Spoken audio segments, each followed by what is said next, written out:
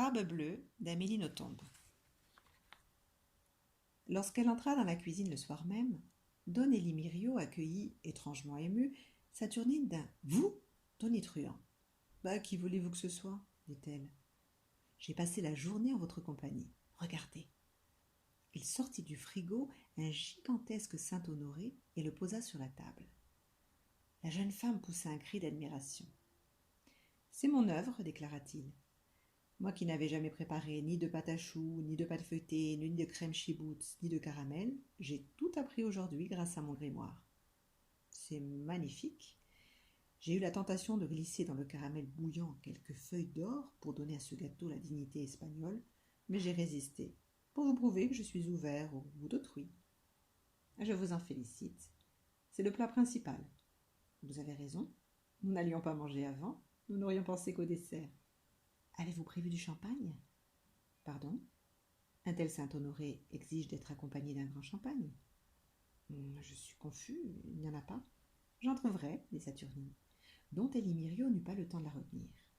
La jeune femme était déjà dans la rue. À cette heure, dans le 7e arrondissement, elle ne risquait pas de tomber sur une épicerie ouverte. Elle entra dans une brasserie chic, se montra charmante et acheta au prix fort une bouteille de Laurent Perrier. Elle revint à la hâte avec son butin. « Il est glacé, annonça-t-elle. Dont Elimirio avait sorti des flûtes en cristal de Tolède.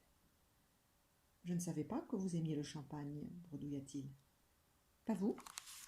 Je ne sais pas. Mais à quoi bon être riche si ce n'est pour boire d'excellent champagne ?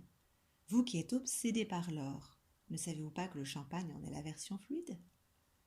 Elle déboucha la bouteille et remplit les flûtes. Elle tendit la sienne à l'Espagnol. « Regardez, dit-elle en mirant le breuvage. Quoi de plus beau que le plaisir ? À quoi buvons-nous ? Alors, bien sûr. Alors, reprit Don Elimirio d'une voix mystique. La gorgée les transit. À présent, nous pouvons dignement déguster votre Saint-Honoré. Il en découpa 2 parts qui ne s'effondrèrent pas. La grâce était avec lui. Délectable, s'écria-t-elle. Je ne sais pas ce que vous valez comme aristo, mais comme pâtissier, vous me convainquez. Allons bon, vous pleurez ? Pour la première fois, j'ai l'impression de vous plaire. Je suis un émotif. N'exagérons rien, j'apprécie votre gâteau, voilà tout.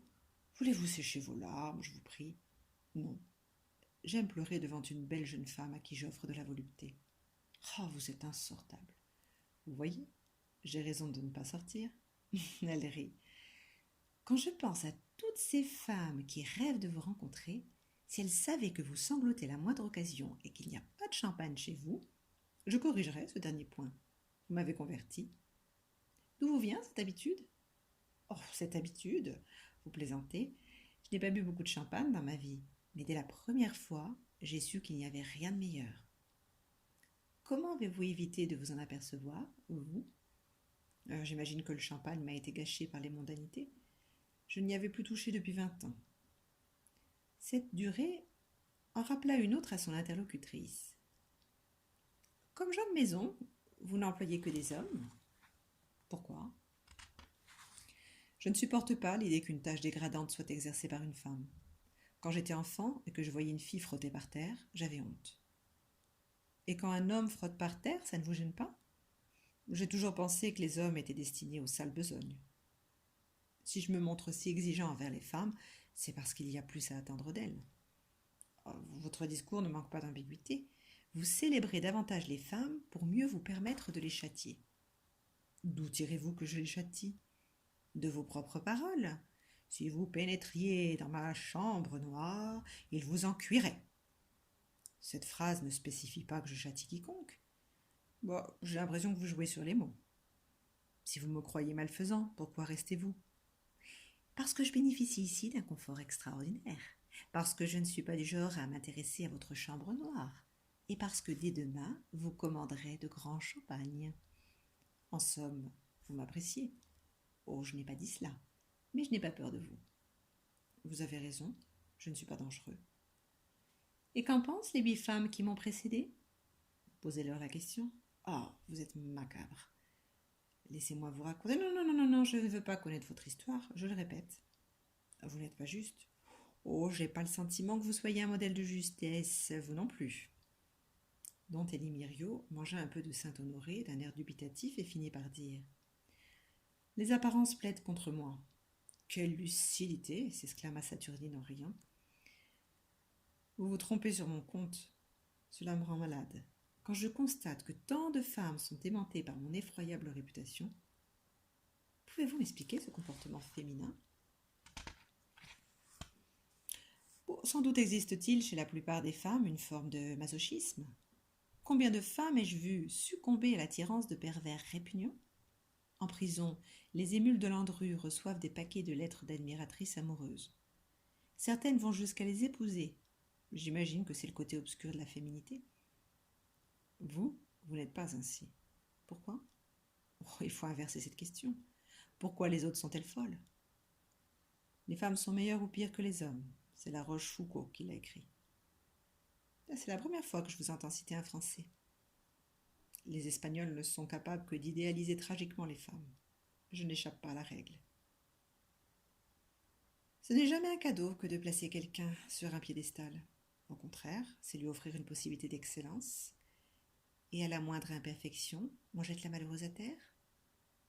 Pas à la moindre imperfection. Taisez-vous. Si vous croyez que je n'ai pas compris, vos actes sont injustifiables. Si c'est votre opinion, dénoncez-moi à la police. Je ne mange pas de ce pain-là. Dénoncez-vous tout seul. Je n'ai de compte à rendre qu'à Dieu. Oh, c'est commode. Non, ce ne l'est pas.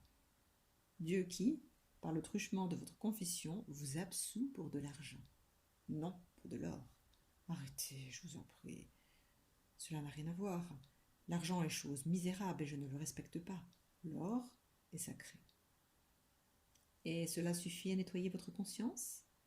Vous vous sentez bien quand vous vous regardez dans le miroir? Je me trouve quelconque. Vous avez l'air quelconque.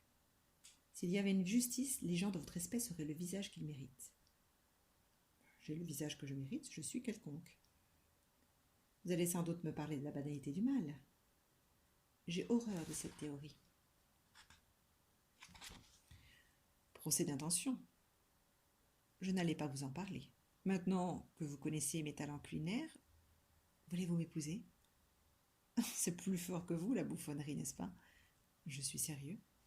Non, je ne vais pas vous épouser. On n'épouse pas pour un gâteau. Oh, le motif serait joli. De toute façon, moi, je n'épouse pas. Ni vous, ni personne. Et pourquoi? C'est mon droit. Oui, mais pourquoi? Rien ne m'oblige à vous l'expliquer. S'il vous plaît, dites-moi. Vous avez votre chambre noire où personne ne peut aller. Mon absence de désir matrimonial, c'est ma chambre noire à moi. Cela n'a rien à voir. Chacun place ses secrets où il veut. Vous n'avez vraiment rien compris, vous me décevez. Ne vous croyez pas si mystérieux. Le coup de la chambre noire, on ne me le fait pas. Oh, vous me décevez profondément. Tant mieux. Hélas, la déception ne guérit pas de l'amour. Si je finissais votre Saint-Honoré, cela vous grée-il de votre amour? Non, cela l'aggraverait. Flûte, c'est ce que j'ai envie de faire. Allez-y, de toute façon, je suis éperdument pris. Je vous resserre? Non, je suis trop abattue.